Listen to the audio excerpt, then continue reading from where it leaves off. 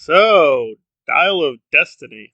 Alright. Well, the title is pretty lousy, but I have to say, the trailer, overall, I thought was fairly good. Now, were there weak moments, especially with the CGI Indiana? Yes and no. In a few shots, he looked actually pretty impressive, but in other shots, yeah, you can't lie. It looks a little wonky with the aging or the fake or the whatever we're going to call it. Old new Indiana looks still a little weird. So there we are. But overall, I am very, very positive. I've been a big fan of Indiana Jones. However, I would have to admit the films are a bit all over the case. I mean, the last film was Kingdom of the Crystal Skull, and despite it having a really great title, it was really, really lousy. It was just dreadful. Even now, you can just go back and play it and just laugh your head off at just how stupid and bad it is. It's just like shockingly bad for Spielberg. But it is what it is. So the last effort definitely put a sour taste in everyone's mouth. It looks like they've learned a lot of lessons.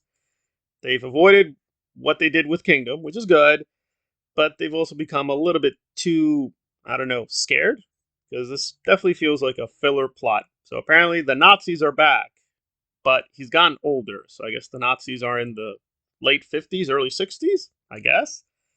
I know a lot of people are going to be like rolling their eyes, like, really? No, this is true. A lot of the Nazis did obviously survive the Hitler regime dying and lived new lives working for the CIA and terrorizing the world. This has been written about quite a few times, so I don't know. I guess people need to read history books more. But again, we're kind of puzzled. Is this really the 1930s Nazis or 1960s Nazis? Which Nazis are these Nazis? I don't know, because the rumor is it's a time travel plot. So are the Nazis coming from the past to the future, or are they going from the future to the past? We really don't know. It could be another structure. It's just a lot of flashbacks.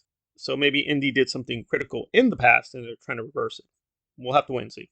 The plot does feel very lazy. Now, Mads is an extraordinary actor, but we got to be honest. He can't save a project by himself. I think he did pretty good work with Harry Potter and the fantastic nonsense. I think he did the best he could given the political whatever we're going to call it with Johnny Depp, which I support Johnny Depp, by the way, so I don't understand why they recast him. So I think he can miraculously do a lot, but he can't like single-handedly save this thing. It does feel like he's a weak antagonist, and this is just very lazy bringing the Nazis back, but it is what it is. So the plot feels very plain and simple. Phoebe looks okay. She looks good. She's only in a few shots, which I know even the few shots she's in, a lot of people are already getting alarmed that she may be the new Indiana. We just don't know. I mean, it looks like we are following the classical formula. He's pulling out the whip, he's doing the jumps, he's doing the kicks, but you can definitely catch a lot of times it's the stunt people or the CGI.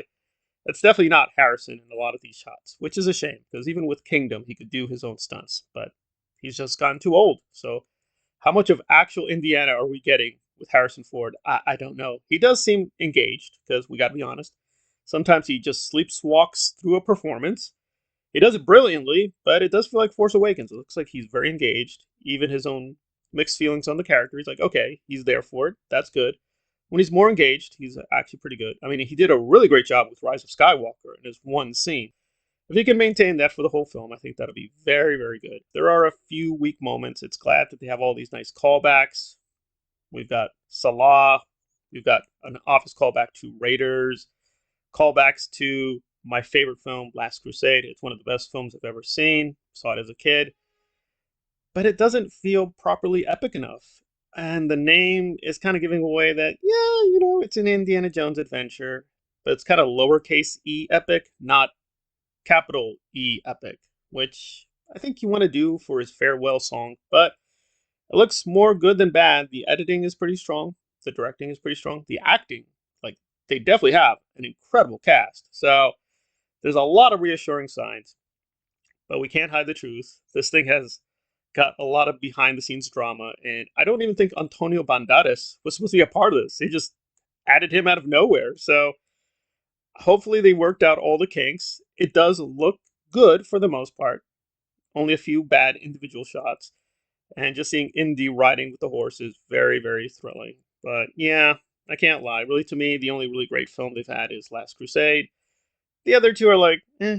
I guess people like them. I've never really gotten into them, except the music. The music I universally love with Indiana, but yeah, some of the films have been weaker. They've had one really bad, dreadful entry that almost nobody likes. So it would be nice if they had one more great Indiana Jones film. But again, you just can't force these miracles. So hopefully it'll just be a really, really good film, near great film. If they get to that point, I'll be very satisfied. Very reassuring signs, but yeah. So some tentative hope that Dial of Desta, yeah, marketing will be good. I am somewhat pessimistic too.